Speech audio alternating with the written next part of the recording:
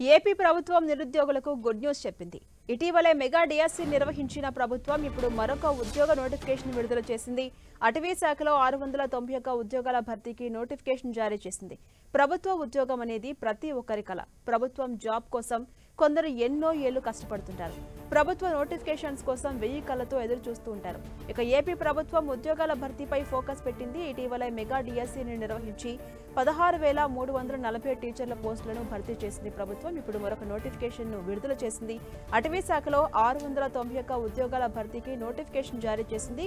ఈ నోటిఫికేషన్ ద్వారా beat officers, assistant beat officer పోస్టులను భర్తీ చేయబోతోంది ప్రభుత్వం. ఇందులో forest beat officers 256, assistant beat officer 435 పోస్టులు ఉన్నాయి. అర్హులైన అభ్యర్థులు రేపటి నుంచి ఆగస్టు 5వ తేదీ వరకు దరఖాస్తులు చేసుకోవాలని సూచించారు.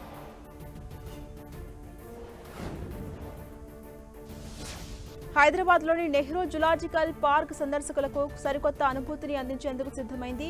కేంద్ర జూ అథారిటీ ఆఫ్ ఇండియా జూలలో నైట్ సఫారీపై గతంలో విధించిన నిషేధం ఎత్తివేయడంతో హైదరాబాద్ జూలో కూడా దీన్ని ప్రారంభించేందుకు సన్నాహాలు జరుగుతున్నాయి.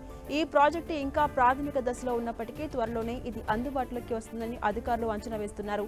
ఈ నైట్ సఫారీ వచ్చే ఏడాదిలోగా అందుబాటులోకి వస్తుందని భావిస్తున్నారు. ప్రతిరోజు రాత్రి 6 గంటల నుంచి రాత్రి 11 గంటల వరకు ఈ నైట్ సఫారీ కొనసాగబోతుంది.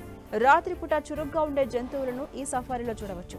ఇక హైదరాబాద్లోని నెహ్రూ జులాజికల్ పార్క్లో మొత్తం 2240 జంతువులు నివసిస్తున్నాయి. వీటిలో 55 జాతులకు చెందిన 664 క్షీరదాలు, 97 జాతుల నుంచి 1227 పక్షులు, 38 జాతుల నుంచి 341 సరీసృపాలు, 2 జాతులకు చెందిన 8 ఉభయచరాలు ఉన్నాయి.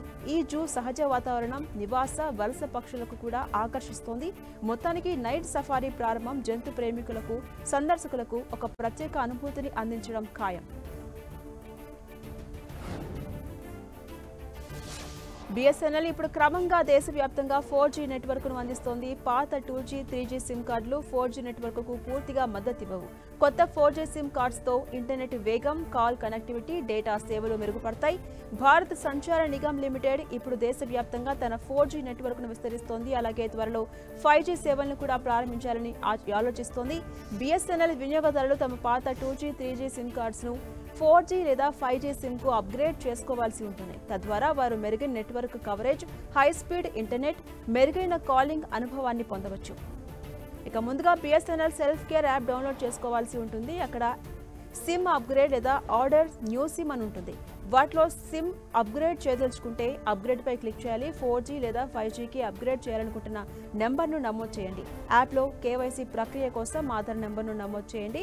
ఓటీపీ ద్వారా ఆధార్ను ధృవీకరించండి. మీ పేరు, చిరునామా, సిమ్ కార్డ్ డెలివరీ చేయాల్సిన ప్రదేశం యాడ్ చేయండి.